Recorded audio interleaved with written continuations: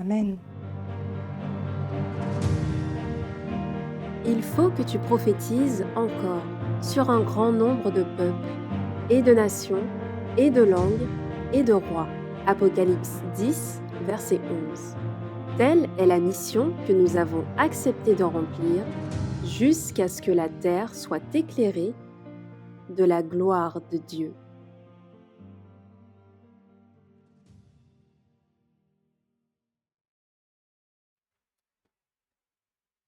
Eh bien, je salue tout un chacun et je vous souhaite une bonne soirée en Jésus-Christ. Je vous dis la bienvenue pour cette nouvelle session de présentation sur le message des trois anges qui est le thème de ce séminaire.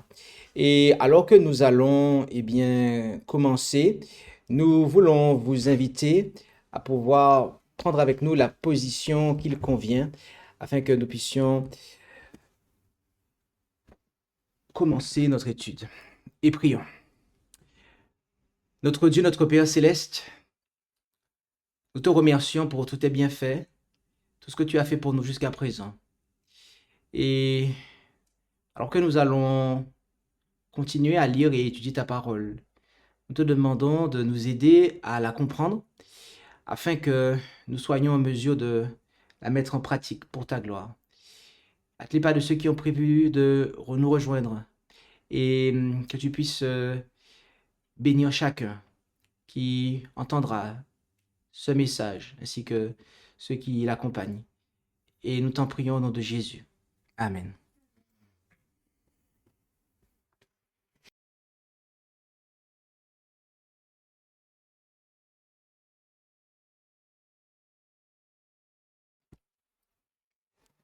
Le thème de ce séminaire est le message des trois anges. Et c'est un message qui se trouve dans le livre de l'Apocalypse, au chapitre 14, à partir du verset 6, où il nous est dit, et nous allons, avant d'entrer dans le vif du sujet, encore une fois, passer en revue tout ce que nous avons vu jusqu'à présent. Et je vis un autre ange qui volait au milieu du ciel. Nous avons vu que le premier ange dont il est fait mention ici, eh bien, suit dans son vol au milieu du ciel un autre ange qui est celui d'Apocalypse 8, verset 13. Et nous avons vu que l'étude de cet ange qui annonce les trois malheurs nous a permis de comprendre que le message des trois anges a commencé à prendre effet à compter des années 1840. C'est donc un message qui nous concerne, nous, dans le présent. Et c'est le message des trois anges, est le message qui est envoyé par Dieu pour préparer l'humanité au retour de Jésus, parce que juste après la proclamation de ce message, c'est le retour de Jésus qui est présenté notamment au verset 14. Et cet ange, le premier ange d'Apocalypse 14, il a l'évangile éternel. Nous avons vu que l'évangile éternel est la vérité pour notre temps. Jésus-Christ est la vérité. Il est le même hier, aujourd'hui et éternellement, mais il ne fait pas la même chose hier, aujourd'hui et éternellement. Nous avons vu qu'à l'heure actuelle, Jésus-Christ, la vérité, est présente dans le lieu très saint du sanctuaire céleste. Et donc, la vérité, pour notre temps, aura des caractéristiques qu'elle n'avait pas par le passé. Et cet évangile éternel est annoncé ou prêché à ceux qui habitent sur la terre, à savoir ceux de toute nation, de toute tribu, de toute langue et de tout peuple. Tout le monde est concerné par ce message et les Mauriciens en font partie. Et il dit d'une voix forte, « Craignez Dieu ». Nous avons vu que craindre Dieu signifie ne pas pécher, obéir à Dieu, à sa loi, à ses commandements, les 10 commandements, lesquels ont été écrits sur les tables. Et cela, est la marque qui montre que nous aimons Dieu. Et nous avons vu que celui qui nous est demandé de craindre est Dieu, le seul vrai Dieu, qui est le Père de notre Seigneur Jésus-Christ et qui envoie dans nos cœurs l'Esprit de son Fils. Oui, c'est un appel à délaisser toute conception spiritualiste de Dieu qui font de nous des athées et qui nous conduisent dans le spiritisme. Et il demande également de lui donner gloire, de donner gloire à Dieu. Nous avons vu que cela s'opère à deux niveaux. Le premier niveau est personnel. Dans notre corps et dans notre esprit, nous devons donner gloire à Dieu. Nous devons prendre soin de notre corps, mais aussi de notre esprit en acceptant l'évangile et les différentes étapes de l'évangile, confession, pardon, repentance, etc., la reconnaissance, tout cela en fait. Et la santé aussi. Mais le deuxième niveau, eh bien, c'est de donner gloire à Dieu dans le corps de son Fils qu'est l'Église, en respectant l'organisation que Dieu a établie. Car oui, Dieu ne manifeste sa gloire uniquement au milieu d'une Église qui est organisée. Et une Église qui est organisée, nous le précisons, sur la vérité selon laquelle Jésus-Christ est le Fils de Dieu. Oui, car autrement, cela voudrait dire que toute organisation religieuse glorifie Dieu, ce qui n'est pas le cas. Et la raison pour laquelle il demande cela, c'est que l'heure de son jugement est venue. Nous avons vu que à l'époque de Paul, le jugement était à venir, mais que là, le jugement est venu. Cela est l'invitation au jugement qui a commencé à compter du 22 octobre 1844, date à laquelle eh bien, les livres ont été ouverts dans le ciel pour l'investigation du jugement, afin que de juger les morts et après les vivants. Mais nous avons vu aussi que, au travers de ce jugement, qui eh bien, détermine quelle sera la destinée à venir de chacun, que eh bien, c'est Dieu lui-même qui est jugé. Oui, c'est le jugement de Dieu, l'heure de son jugement. Dieu lui-même est appelé à la barre, puisque à l'issue des 2303 matins, le sanctuaire sera purifié. Lorsque vous regardez le mot qui est traduit, par lequel est traduit purifié, il signifie aussi justifié. Et donc, les voies du Seigneur sont dans son sanctuaire. Et donc, Dieu avait été accusé, il a été accusé par Satan. Tous les hommes et les femmes qui pêchent eh bien, se joignent à Satan pour l'accuser. Mais lorsque nous sommes lavés et sanctifiés, eh bien, à ce moment-là, nous passons d'accusateurs de Dieu à eh bien, hommes et femmes qui justifient Dieu. Donc, en justifiant un pécheur complètement, pardon, sanctification, eh bien, Dieu est reconnu juste et donc lavé de toutes les accusations qui avaient été portées contre lui et contre sa loi. Donc, c'est cela. Puis, nous avons vu hier soir qu'il est aussi demandé d'adorer celui qui a fait le ciel, la terre, la mer et les fontaines des eaux.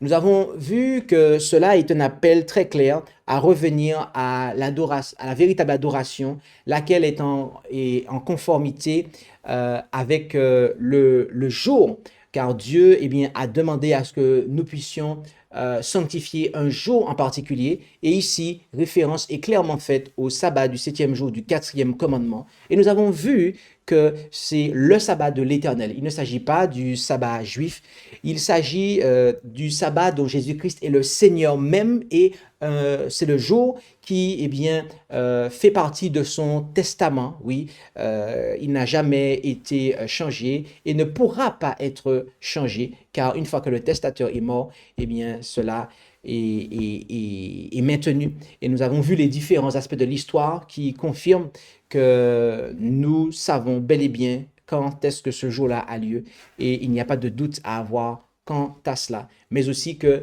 cela est un appel à revenir, à rétablir la véritable adoration parce qu'un travail de destruction a été fait pour tenter d'anéantir complètement cette institution.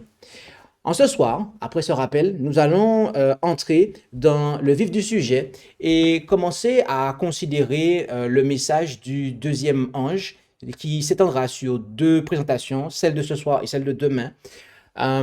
Et il nous est dit au verset 8, « Et un autre ange le suivit, disant, Elle est tombée, Babylone, la grande ville, parce qu'elle a abreuvé toutes les nations du vin de la fureur de sa fornication. Tel est le message porté par le deuxième ange d'Apocalypse 14. Et notez que le terme qui est traduit par suivi vient du grec akolutheo, d'accord, qui signifie suivre, mais aussi accompagner. Ok. Nous voyons ce terme et nous allons essayer de pouvoir afficher cela. Oui, voilà.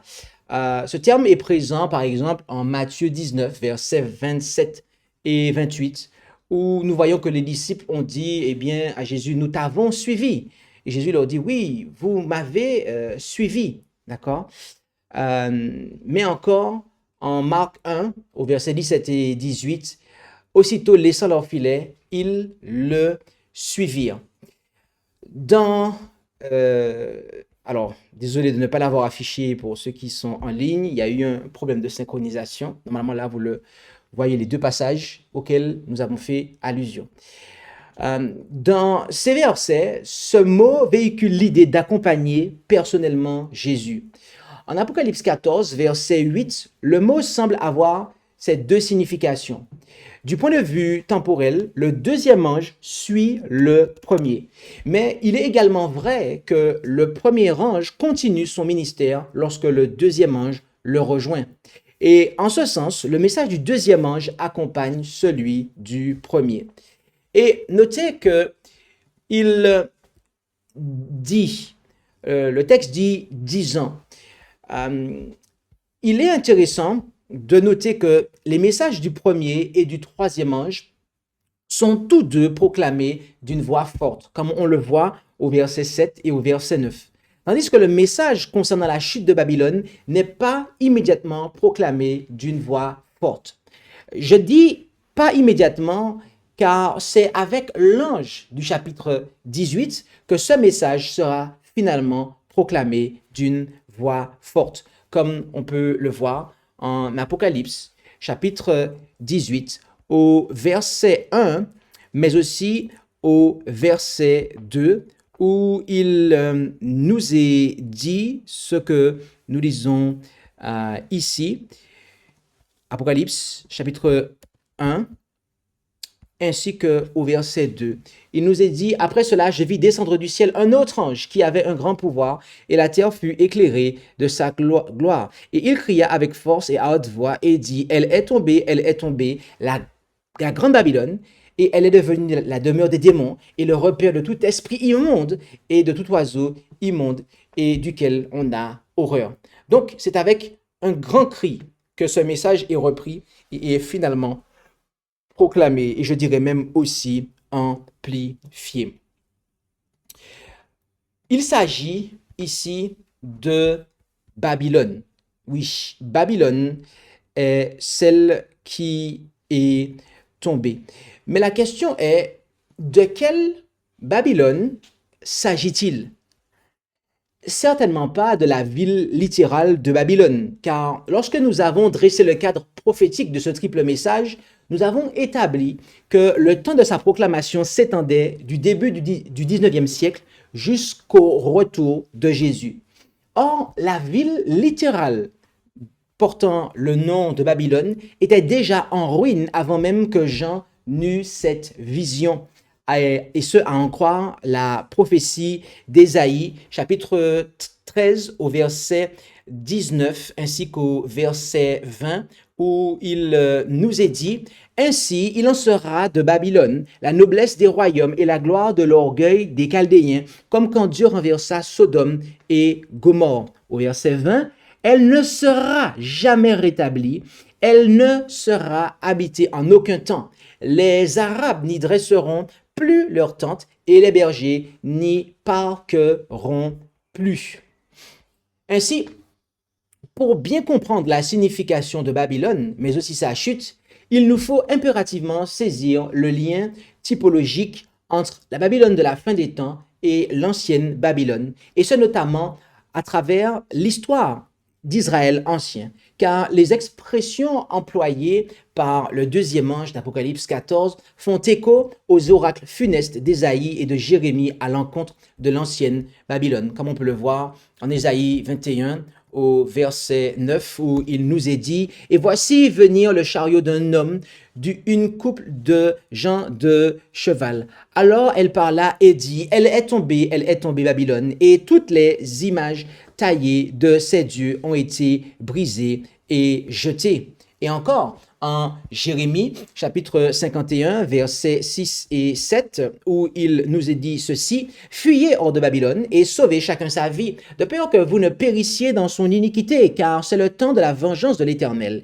Il lui rend ce qu'elle a mérité. Babylone a été comme une coupe d'or dans la main de l'Éternel. Elle enivrait toutes les nations, toute la terre. Les nations ont bu de son vin. C'est pourquoi les nations sont devenues folles. » Les Hébreux ont péjorativement associé Babel avec Balal, un verbe hébreu qui signifie confondre et duquel est dérivé le nom Babel, qui signifie confusion. À en croire Genèse chapitre 11 au verset 9, où il nous est dit « C'est pourquoi son nom fut appelé Babel, car l'Éternel, il confondit le langage de toute la terre, et là, il les dispersa sur toute la terre. » Ici, donc, nous voyons que Babylone est un centre, le centre de la confusion. Cependant, en babylonien, Babylone est dérivé du nom Bab-Ilu, qui signifie porte des dieux. Les dirigeants de Babylone pensaient que leur ville était le lieu où les dieux s'associaient aux hommes pour organiser les affaires de la terre. Ainsi, pensait-il avoir été divinement choisi pour gouverner le monde.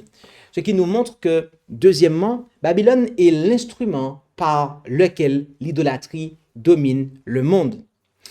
La Bible lie la naissance de cette ville à un dénommé Nimrod, à en croire Genèse 10, versets 8 à 10, où il nous est dit ceci. Et Cuse engendra Nimrod, qui commença d'être puissant sur la terre. Il fut un puissant chasseur devant l'Éternel. Et devant ici est à comprendre comme étant contre l'Éternel, en réalité. Une traduction correcte veut que ce soit contre l'Éternel. De là, poursuit-on au verset 9, est venu ce qu'on dit comme Nimrod, le puissant chasseur devant l'Éternel. Et le commencement de son règne fut Babel, Érec, Akkad et Calné au pays de Shiméar. Dans le registre des nations, Nimrod est présenté comme étant l'auteur de l'impérialisme ou de la royauté sur terre. En effet, c'est avec lui que les hommes sont passés d'une société patriarcale à une société monarchique. En clair, il est le premier homme mentionné dans la Bible comme étant le chef d'un royaume, ce qui marque son opposition à l'égard de Dieu, puisque le Très-Haut était jusqu'alors le seul à être reconnu comme étant roi. Donc, cela nous permet de tirer une troisième caractéristique de Babylone, à savoir que c'est le royaume où l'homme domine l'homme. Ainsi, dès le commencement, Babylone fut caractérisée par l'incrédulité et le mépris de la volonté divine.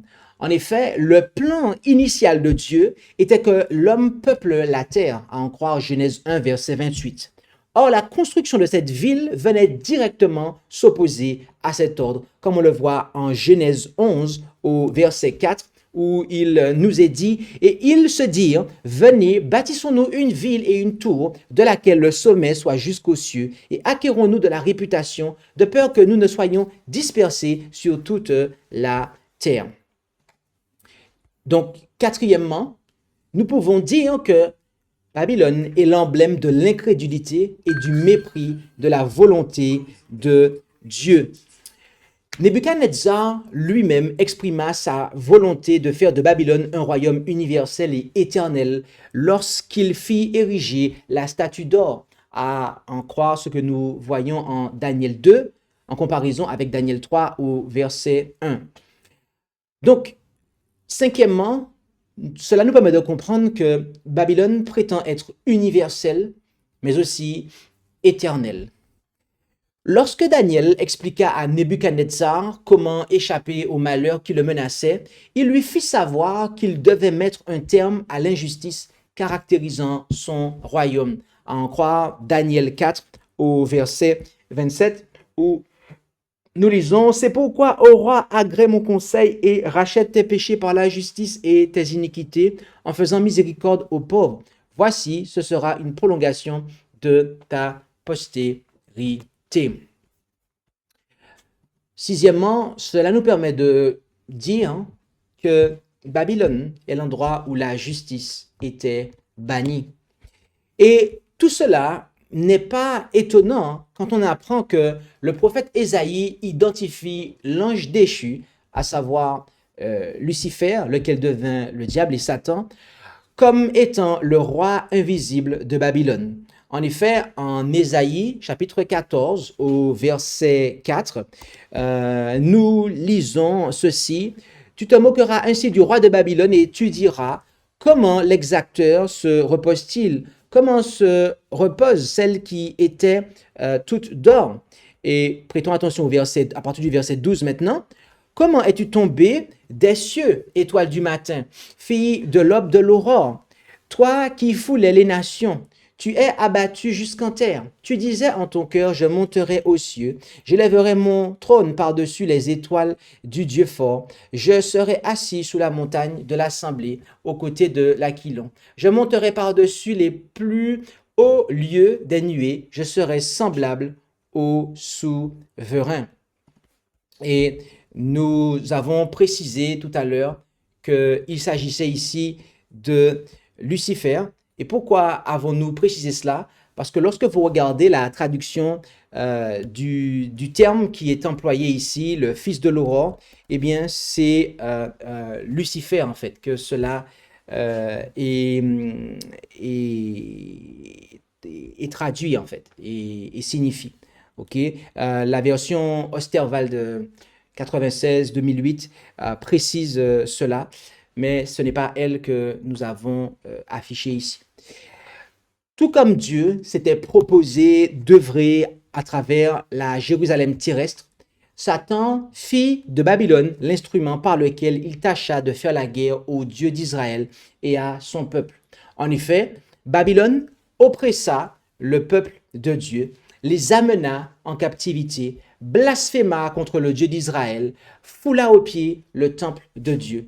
Et c'est pour cela que la rétribution divine fut causée par le mal que Babylone avait commis à l'égard de Sion. En Jérémie 51, au verset 24, nous lisons: « Mais je rendrai à Babylone et à tous les habitants de la Chaldée, à vos yeux, tous les maux qu'ils ont faits dans Sion, dit l'Éternel. » Mais aussi contre le temple de Dieu, à en croire le verset 11 du même chapitre, où il nous est dit ceci: « Aiguisez les flèches et assemblez les boucliers. L'Éternel a réveillé l'esprit des rois de Mède, car il a résolu de détruire Babylone, parce que c'est la vengeance de l'Éternel et la vengeance de son temple. » Ainsi, sous l'Ancien Testament, ces deux villes, Babylone et Jérusalem, étaient sur terre le symbole du conflit qui avait commencé au ciel. Ce qui nous permet de dire, septièmement, que Babylone est l'ennemi d'Israël et de son Dieu. Et comme la Babylone littérale est un symbole de la Babylone de l'Apocalypse, il s'ensuit que l'inimitié qui exista entre la Babylone littérale et Israël selon la chair existera entre la Babylone de l'Apocalypse et l'Israël selon la foi. Récapitulons ce que nous avons vu jusqu'ici comme caractéristiques et les 7 caractéristiques de la Babylone littérale avant de pouvoir aller plus loin. Et nous les avons affichées ici à l'écran pour vous, donc les caractéristiques de la Babylone historique. Premièrement, centre de la confusion. Deuxièmement, instrument par lequel l'idolâtrie domine le monde. Troisièmement, royaume où l'homme domine l'homme. Quatrièmement, emblème de l'incrédulité et du mépris de la volonté divine.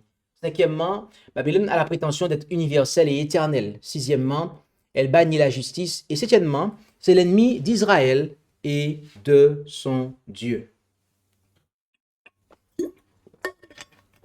Voilà le résumé des caractéristiques de la Babylone historique.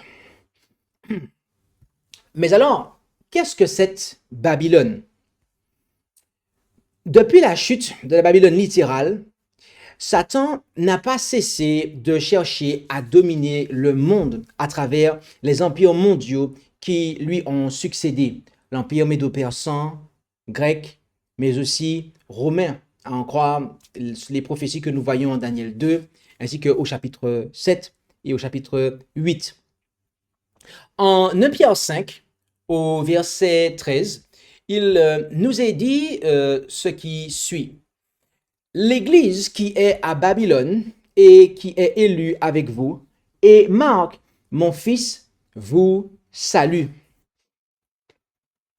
Comme nous l'avons dit plus tôt, la Babylone littérale était déjà en ruine au 1er siècle. À cette époque-là, les Juifs étaient sous la domination non pas de l'Empire babylonien, mais de l'Empire romain. Et les chrétiens étaient persécutés par ce dernier pouvoir. En fait, nous savons maintenant que les premiers chrétiens employaient souvent le terme Babylone comme un nom codé pour se référer à la capitale romaine, et ce afin d'éviter les représailles politiques. C'est pour cela que les commentateurs bibliques s'accordent à dire que Pierre utilise ici le terme Babylone pour faire référence à la capitale de l'Empire romain. Mais est-ce à dire pour autant que la Babylone d'Apocalypse 14, verset 8 représente l'Empire romain? Si nous souhaitons bien identifier la Babylone d'Apocalypse 14 au verset 8, nous devons comprendre que sous la Nouvelle Alliance, le conflit entre l'Israël de Dieu et Babylone ne connaît aucune restriction ethnique ou géographique, car l'Israël de Dieu est son Église.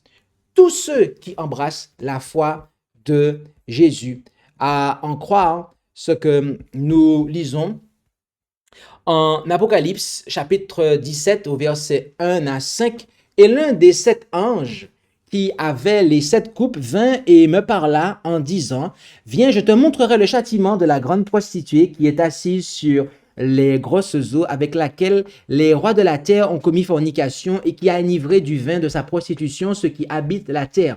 Et il me transporta en esprit dans un désert, et je vis une femme assise sur une bête de couleur écarlate, pleine de noms de blasphème et ayant 7 têtes et 10 cornes. La femme était vêtue de pourpre et d'écarlate, parée d'or, de pierres précieuses et de perles. Elle tenait à la main une coupe d'or pleine des abominations et des souillures de sa prostitution. Et sur son nom était écrit un nom, mystère, Babylone, la grande, la mère des fornicateurs et des abominations de la terre.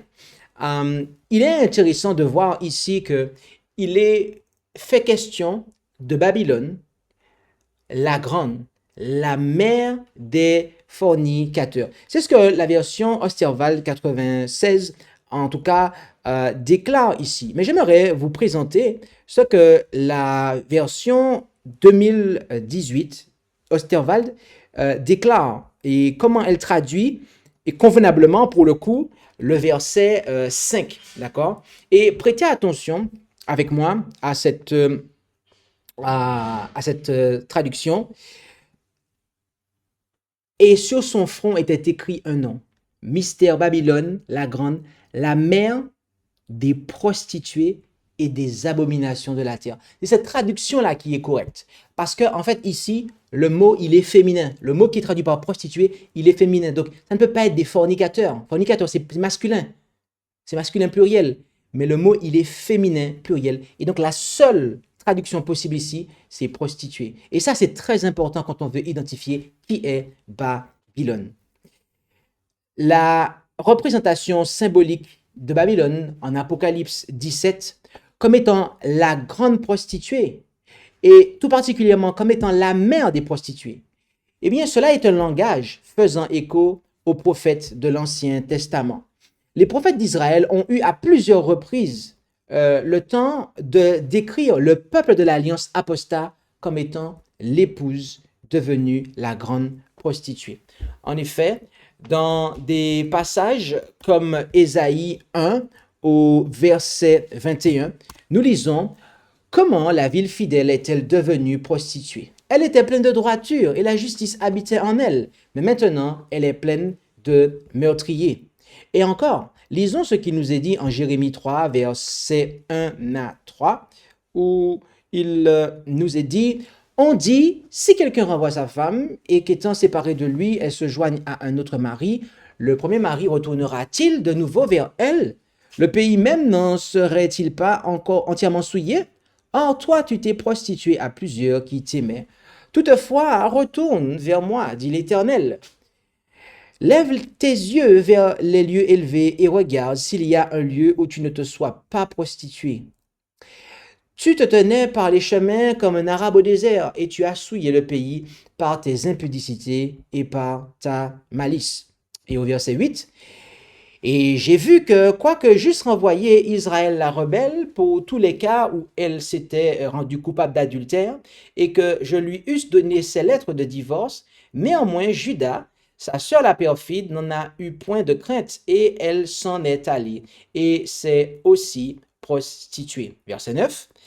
Et il est arrivé que, par sa légèreté à se prostituer, elle a souillé le pays et a commis l'adultère. Comment? Avec la pierre et avec le bois. Autrement dit ici par son idolâtrie. Eh bien, le peuple de Dieu, qui professait être celui de Dieu, eh bien, en fait, a commis adultère. Selon Jean, l'histoire de la reine Jézabel et de son règne religieux cruel sous le royaume du nord d'Israël est le type de l'apostasie qui devait se développer dans l'Église chrétienne. En effet, en Apocalypse chapitre 2, à partir du verset 20, il nous est dit ceci: mais j'ai quelque peu de choses contre toi. C'est que tu souffres que la femme Jézabel, qui se dit prophétesse, enseigne et séduise mes serviteurs pour les engager dans la fornication et leur faire manger des choses sacrifiées aux idoles. Et je lui ai donné du temps afin qu'elle se repentît de ses impudicités. Et elle ne s'est pas repentie. Voici, je vais la mettre au lit, et ceux qui commettent adultère avec elle seront dans une grande affliction s'ils ne se repentent de leurs actions. Et je ferai mourir ses enfants, et toutes les églises connaîtront que je suis celui qui sonde les reins et les cœurs, et je rendrai à chacun de vous selon ses œuvres. Apocalypse 17 décrit la Babylone spirituelle comme étant une mère des prostituées, tout particulièrement meurtrière. Ce qui est l'exacte antithèse de la femme pure qui nous est présentée au chapitre 12 de l'Apocalypse, dont les enfants sont persécutés et mis à mort. Ainsi, en Apocalypse, Babylone est associée à une église infidèle et déchue plutôt qu'à l'Empire romain. Apocalypse 17 nous présente au verset 1 et 2 eh bien, une alliance de l'Église et de l'État.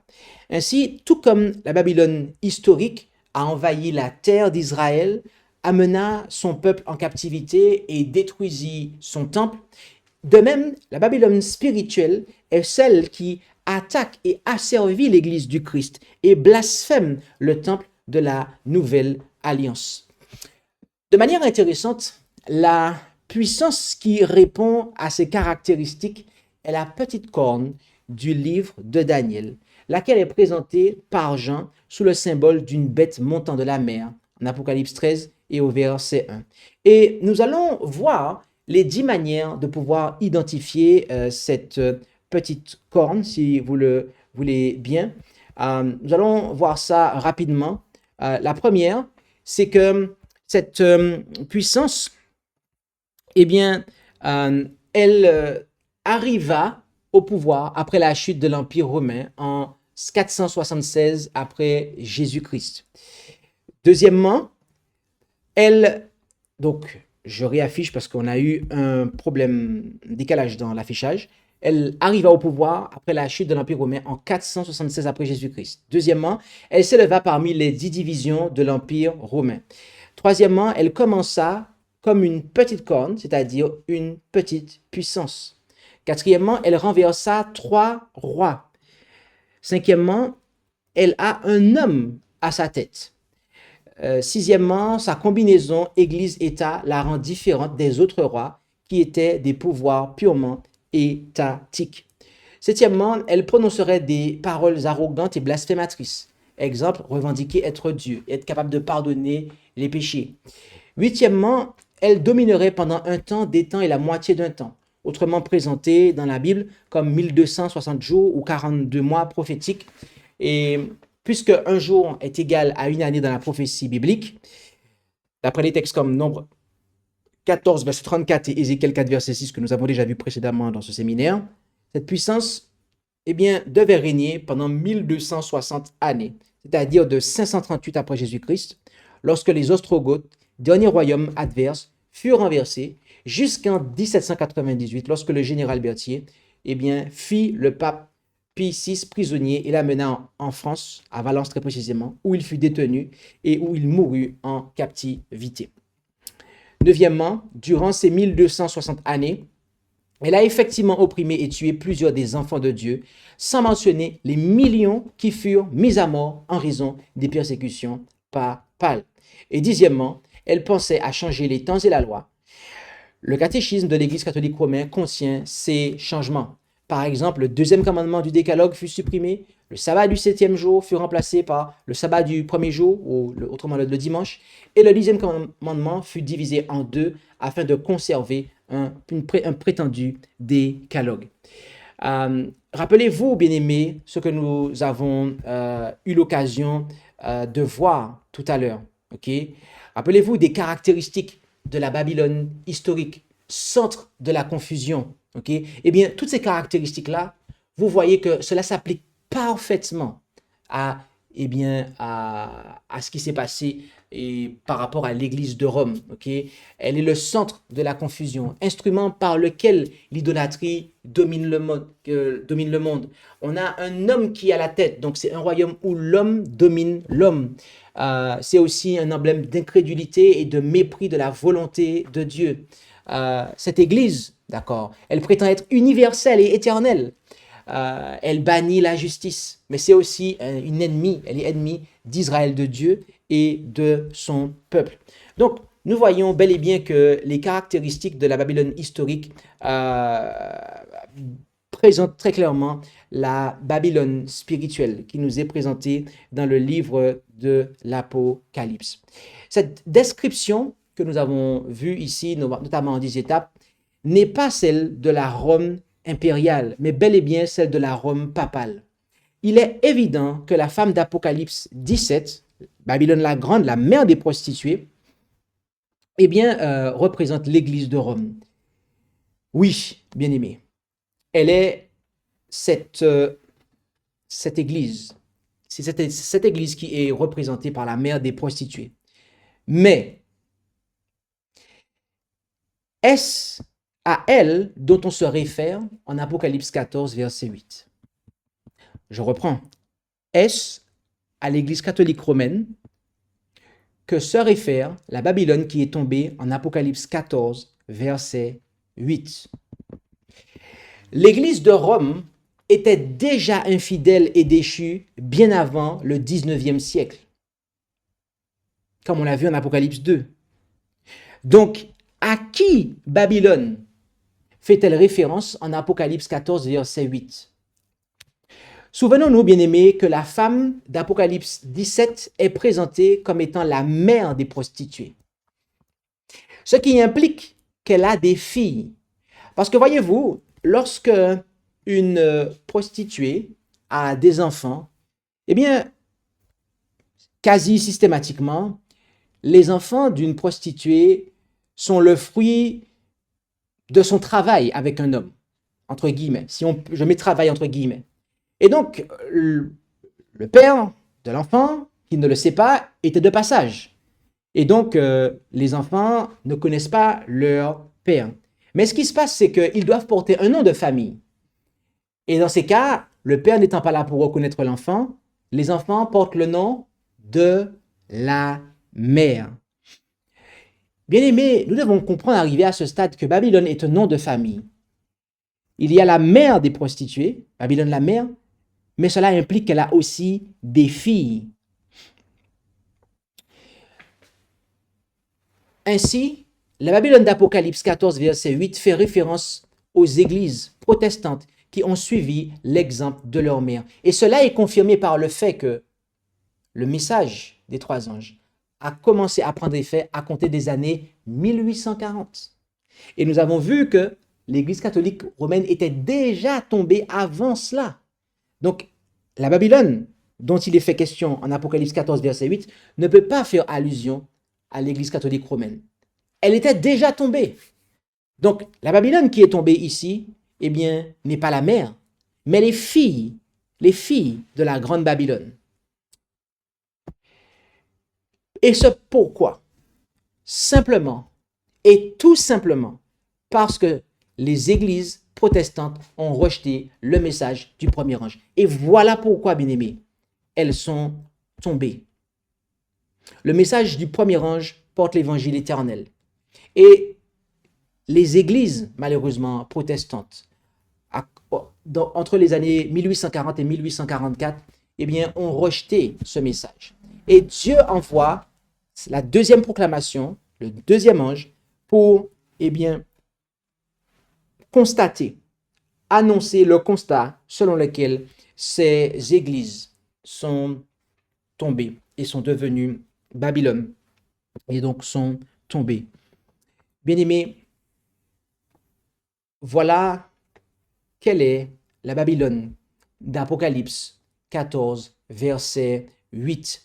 Mais le message du deuxième ange se poursuit.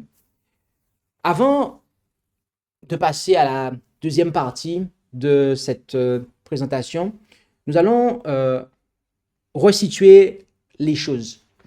Le premier ange appelle le monde à craindre Dieu, à lui donner gloire et à l'adorer comme étant le créateur du ciel et de la terre.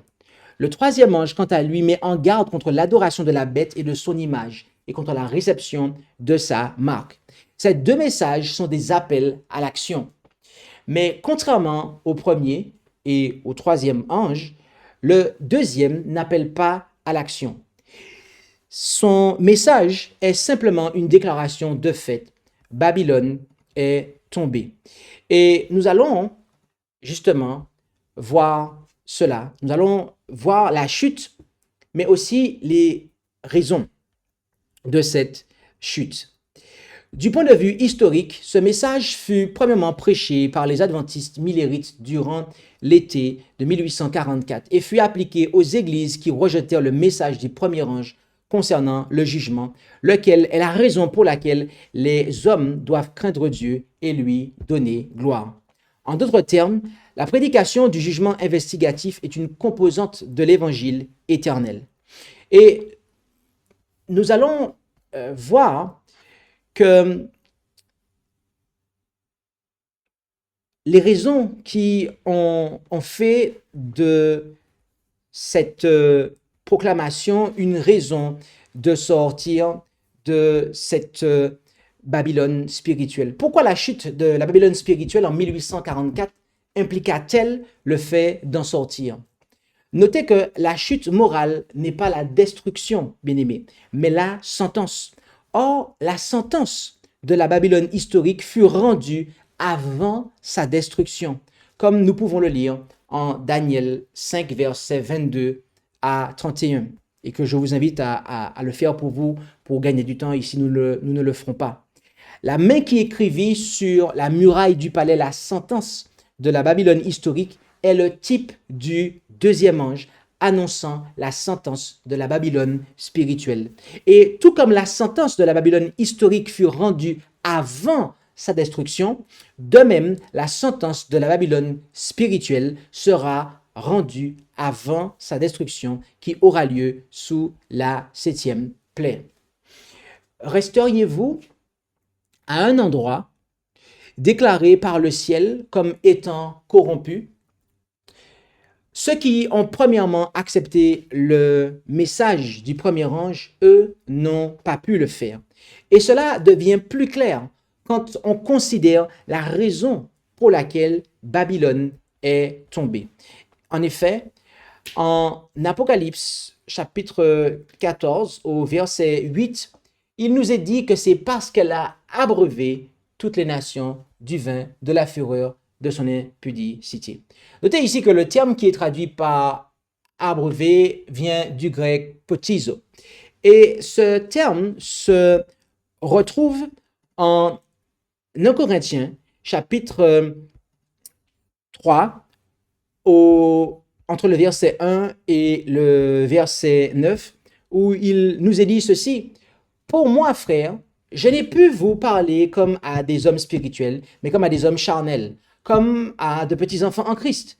Je vous ai donné du lait à boire et non de la viande, c'est-à-dire de la nourriture solide.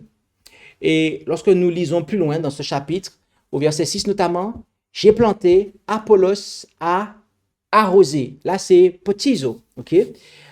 Au verset 7, c'est pourquoi ni celui qui plante, ni celui qui arrose. Encore une fois, potizo. Donc, nous voyons ici que abreuver, donner à boire, arroser, eh bien, cela est présenté ici et utilisé dans un sens positif pour parler eh bien, de quelque chose de nutritif comme du lait ou comme de l'eau pour arroser une semence afin qu'elle grandisse. Quel est ce lait que l'apôtre donna aux Corinthiens? Il s'agit de l'enseignement de la parole de Dieu, tel qu'on peut le voir en Hébreux 5, entre le verset 11 et le verset 14, où il nous est dit ici, sur quoi nous avons beaucoup de choses à dire qui sont difficiles à expliquer et à cause que vous êtes devenus négligents à écouter. Car au lieu que vous devriez être des maîtres depuis longtemps, vous avez encore besoin qu'on vous enseigne les premiers éléments de la parole de Dieu et vous en êtes dans un état tel que vous avez plutôt besoin de lait que d'une viande, autrement dit une nourriture solide. Or, celui qui ne se nourrit que de lait ne saurait comprendre la parole de la justice car il est encore enfant. Mais la nourriture solide est pour les hommes fait savoir, pour ceux qui, si étant accoutumés, ont l'esprit exercé à discerner entre le bien et le mal. Donc ici, on apprend que le lait était donné eh bien, aux jeunes croyants afin qu'ils puissent croître. Et encore, en 1 Pierre 1, au verset 25, jusqu'au chapitre suivant, verset 2, nous lisons ceci: « Mais la parole du Seigneur demeure éternellement, et c'est cette parole qui vous a été annoncée par l'Évangile. Ayant donc renoncé à toutes sortes de malices, de fraude, de dissimulation, d'envie et de médisance, désirez avec ardeur, est-il dit, comme des enfants nouvellement nés, le lait spirituel et pur, afin que vous croissiez par son moyen. » Ainsi, le vin de Babylone est son enseignement, mais qui, contrairement au lait qui était donné par les apôtres aux croyants de l'Église apostolique, eh bien, c'est le vin de Babylone, un vin fermenté. Cela représente et cela est le symbole de son enseignement religieux corrompu, intoxicant, autrement dit, de ses fausses doctrines. Durant la première partie de notre présentation de ce message, nous avons vu que le message du deuxième ange est en fait la réponse de Dieu au rejet du message du premier ange par les églises protestantes au 19e siècle. En d'autres termes, Dieu considéra ces églises comme étant moralement tombées, tout simplement parce qu'elles refusèrent de craindre Dieu, de lui donner gloire et de l'adorer comme étant le Créateur. Et de quoi cela fut-il un rejet? Tout simplement de l'évangile éternel, d'après le verset 6 d'Apocalypse 14. Ainsi, Ce message concernant la chute de Babylone qui énivre les nations trouve son accomplissement dans le fait que les églises protestantes s'éloignèrent de la pureté et de la simplicité de l'évangile. Or, lorsque l'on accepte l'évangile éternel, on ne peut, si l'on se préoccupe véritablement de son salut et que l'on aime la vérité présente, demeurer dans des églises où ce dernier est rejeté et combattu. Et en parlant des 144 000, Jean a eu l'occasion de pouvoir déclarer ceci. En effet, en Apocalypse 14, à partir et au verset 4, il nous est dit, ce sont ceux qui ne se sont point souillés avec les femmes, car ils sont vierges. Ce sont ceux qui suivent l'agneau, quelque part qu'ils aillent. Ce sont ceux qui ont été rachetés d'entre les hommes pour être les prémices à Dieu et à l'agneau. Prêtez attention avec moi à ce qu'il nous est, à partir de quel mot le terme traduit ici par souillé et de quel terme il provient. En Apocalypse 14, verset 4, nous voyons que le terme souillé provient du terme grec molino. Okay? Et ce terme grec molino n'apparaît que 3 fois dans le Nouveau Testament. Une fois en Apocalypse 14 au verset 14 et une fois en Apocalypse 3 au verset 4. Comme on peut le voir ici, tu as aussi à Sardes quelque peu de personnes qui n'ont point souillé leurs vêtements et qui marcheront avec moi en vêtements blancs, car ils sont dignes. Et encore, je vous ai dit 3 fois, on n'a vu que 2 fois. La 3e fois, c'est en 2 Corinthiens 8 au verset 6 et 7, où il nous est dit ceci. Toutefois, nous n'avons qu'un seul Dieu, le Père, duquel procèdent toutes choses, et nous sommes pour lui, et un seul Seigneur Jésus-Christ, par lequel sont toutes choses, et nous sommes par lui. Mais tous n'ont pas cette connaissance, car quelques-uns, dans l'opinion qu'ils ont encore à présent de l'idole, mangent une chose comme sacrifiée à l'idole, et leur conscience étant faible en est souillée. Molino. Ici, l'apôtre Paul déclare que ceux qui n'ont pas la connaissance de Dieu le Père et de Jésus-Christ finissent par avoir une conscience souillée. Et se souiller avec les femmes prophétiques, c'est-à-dire prendre la connaissance de Dieu et de Jésus, et devrais-je dire perdre, je reprends, se souiller avec les femmes prophétiques, autrement dit, perdre la connaissance de Dieu et de Jésus en raison des faux enseignements des églises déchues, est la dernière chose à faire si l'on souhaite faire partie des 144 000 qui ne se sont pas souillés avec les femmes, c'est-à-dire avec les églises déchues qui enseignent de fausses doctrines. Et c'est pour cela que ceux qui ont premièrement annoncé le message du premier ange sont sortis des églises de Babylone en 1844. Et cela se vérifie dans les croyances fondamentales qu'ils ont ensuite produit. On voit qu'ils adoraient un seul Dieu, d'accord, lequel est le Père, et un seul Seigneur, Jésus-Christ, qui est son Fils, d'accord. Il n'était pas question en aucune manière d'une quelconque Trinité ici. La caractéristique des églises tombées en 1844 est qu'elles rejetèrent le message du jugement, qui est la raison pour laquelle il faut craindre Dieu et lui donner gloire. Or, le jugement n'est qu'une face de l'œuvre du Christ, dont l'autre face est la purification du sanctuaire céleste. Autrement dit, rejeter la purification du sanctuaire revient à rejeter le message du premier ange. Et ça fait écho à Corinthiens chapitre 8, verset 6. Affirmatif. Affirmatif. Et voyez-vous, vous avez de ceux qui, aujourd'hui, ces églises qui sont tombées, eh bien, elles ne sont même pas conscientes. Elles n'ont même pas la connaissance que Jésus-Christ, à l'heure actuelle, est dans le lieu très saint du sanctuaire céleste et qu'il fait l'expiation finale comme nous l'avons vu. Et certains y croyaient pendant un certain temps et ont fini même par rejeter cela. Et c'est le cas de certains qui d'ailleurs croient même en la Trinité aujourd'hui. Vous avez des adventistes qui croient en la Trinité, alors que historiquement parlant, cela n'était pas le cas. Et il nous a été dit que le peuple de Dieu devrait comprendre parfaitement le sujet du sanctuaire et du jugement.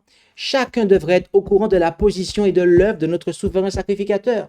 Sans cette connaissance, il n'est pas possible d'exercer la foi indispensable en ce temps-ci, ni d'occuper le poste que Dieu nous assigne. Or, lorsque vous voyez ce que croient certains adventistes aujourd'hui, eh bien, ils disent qu'il y a dans le ciel un sanctuaire, le véritable tabernacle dressé par le Seigneur et non par les hommes. Dans ce sanctuaire, le Christ accomplit un ministère en notre faveur, mettant ainsi à la disposition des croyants les bienfaits découlant de son sacrifice rédempteur offert une fois pour toutes sur la croix. Notez que cette déclaration ne parle pas de lieu très saint, en fait. D'accord? Cette déclaration ne parle pas de lieu très saint et elle ne parle pas non plus d'expiation finale. Walter Martin a posé la question: étant donné que les adventistes affirment qu'un sacrifice expiatoire total a eu lieu à la croix, qu'enseignez-vous au sujet du ministère de notre Seigneur en tant que grand prêtre dans le ciel? Ce à quoi le très renommé Lee Froom, leader adventiste, a dit que les adventistes ne souscrivent à aucune théorie d'une expiation à deux phases. Il a aussi dit par ailleurs: ainsi, si quelqu'un entend dire un adventiste ou bien lit de la littérature adventiste, même dans les écrits de Ellen G. White, que Christ fait maintenant l'expiation, il devrait être compris que nous voulons simplement dire que Christ fait maintenant l'application des bénéfices du sacrifice expiatoire qu'il offrit sur la croix, qu'il le rend efficace pour nous individuellement d'après nos besoins et nos requêtes. Bien-aimés, notez ici qu'il y a un rejet, tout simplement, purement et simplement total, des vérités qui sont présentées dans le message du premier ange. La vérité sur Dieu, le fait que on nous demande de craindre Dieu, un être personnel, lequel a un fils unique engendré, lesquels sont dans le lieu très saint du sanctuaire céleste, et qu'il y a l'expiation finale qui est en cours. Cela est rejeté. Et vous avez ici là, des exemples typiques, eh bien, de vin par lequel, eh bien, ces églises abreuvent toutes les nations de la terre du vin de la fureur de leur fornication. Mais j'aimerais porter à votre attention quelque chose qui mérite. Avez-vous vu la différenciation entre Apocalypse 14, verset 8 et Apocalypse 18, verset 3? Relisons cela ensemble. Et un autre ange le suivit qui disait: elle est tombée, Babylone, cette grande ville, parce qu'elle a fait boire à toutes les nations du vin de la fureur de son impudicité. Avez-vous lu le verset? Ok. Maintenant, lisons ensemble Apocalypse 18, verset 3 et dites-moi quelle est la différence. Car toutes les nations ont bu du vin de la fureur de son impudicité, et les rois de la terre se sont prostitués avec elle, et les marchands de la terre se sont enrichis de l'abondance de son luxe. Quelle est la différence entre ces deux versets concernant la raison qui est donnée pour la chute de Babylone? En fait, il était en cours, et ensuite là on voit qu'ils ont tous été appauvris. Là c'était ce qu'elle allait faire. Pas sûr d'avoir compris. Mais notez ceci, bien-aimés. C'est qu'en Apocalypse 14, verset 8, il est dit que Babylone, la raison pour laquelle elle est tombée, c'est qu'elle a abreuvé ou fait boire toutes les nations du vin de la fureur de son impudicité. Alors qu'en Apocalypse 18, verset 3, la raison pour laquelle Babylone est tombée, c'est que toutes les nations ont bu du vin de la fureur de son impudicité. C'est ce que tu voulais dire?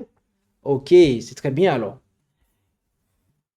En Apocalypse 14, verset 8, le bar est ouvert et les clients, les personnes peuvent venir boire. Tandis qu'en Apocalypse 18, verset 3, eh bien, tous sont venus boire et sont enivrés. Bien-aimé, ce langage fait écho à celui de Jérémie 25, verset 15, où il nous est dit « Car ainsi m'a dit l'Éternel, le Dieu d'Israël, prends de ma main la coupe de vin de cette colère et en fais boire à toutes les nations auxquelles je t'envoie. » Ici, la colère est l'objet du vin de Dieu. Or, dans le message du deuxième ange, la colère n'est pas la raison qui pousse Babylone à offrir son vin aux nations, mais elle est le résultat de son impudicité, de sa fornication, de son adultère, c'est-à-dire de ses relations illicites avec le monde et l'État. L'Église devrait normalement être mariée à son Seigneur, mais lorsqu'elle demande le soutien de l'État, elle abandonne alors son époux légitime et par sa nouvelle relation, elle commet alors la fornication spirituelle. L'Écriture nous dit en Jacques 4 au verset 4, « Hommes et femmes adultères, ne savez-vous pas que l'amour du monde est une inimitié contre Dieu? Qui voudra donc être ami du monde se rend ennemi de Dieu. » Or, la conséquence ultime de cette union résultera en ce qui est annoncé au chapitre 13 de l'Apocalypse, c'est-à-dire l'union de l'Église et l'État va venir amener des persécutions. Et ça, nous aurons le temps de le voir dans quelques présentations dans ce séminaire. Babylone soutient que boire son vin apportera la paix aux nations. Cependant, la consommation de son vin provoque chez les hommes la colère de Dieu. Et bien aimé, le Seigneur nous fait savoir ces choses. Il envoie ce message, le message du premier ange, afin que nous puissions revenir à la véritable adoration. Mais ce qui se passe, c'est que celles et ceux qui ont rejeté ce message, les églises qui ont rejeté le message du premier ange, ont en fait rejeté l'évangile éternel et ont par conséquent tourné le dos à Christ, abandonné le Christ, et elles sont devenues Babylone, et elles sont tombées en raison du fait que, eh bien, elles ont abreuvé toutes les nations du vin de la fureur de leur fornication. Telle est la raison. Et Dieu, comme nous l'avons vu, nous appelle à sortir de Babylone. Tel sera l'objet de notre présentation de demain soir. Mais pour l'heure, nous avons vu qui est Babylone. Quelle est la Babylone qui est tombée? En Apocalypse 14, verset 8. Nous avons vu que ce n'est pas la mère des prostituées, mais que ce sont ses filles, les églises protestantes. Et les raisons pour lesquelles elles sont tombées. En raison du fait qu'elles distillent, elles proposent au monde de faux enseignements. Plaise à Dieu que nous puissions comprendre ces choses et vivre en harmonie avec ces vérités. Prions ensemble.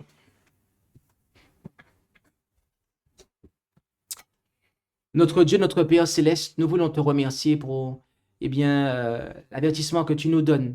Et tu nous fais savoir que lorsque nous rejetons ta vérité, ton évangile éternel, eh bien à ce moment-là, nous allons nous tourner vers ce qui te déplaît et rejeter et tourner notre dos à ton Fils Jésus-Christ, qui est le céleste époux, afin de nous tourner vers le bras humain et ainsi commettre adultère.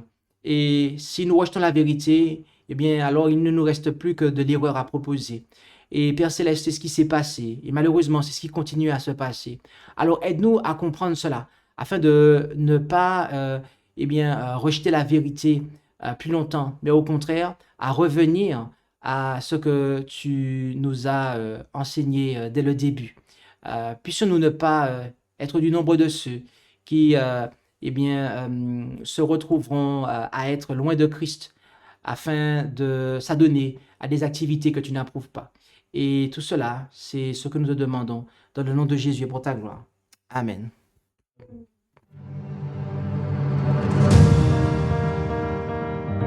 Merci d'avoir écouté cette présentation. Si vous souhaitez prendre part à la mission que Jésus-Christ confia à notre Église, contactez-nous via les coordonnées présentes sur la page à propos de notre chaîne YouTube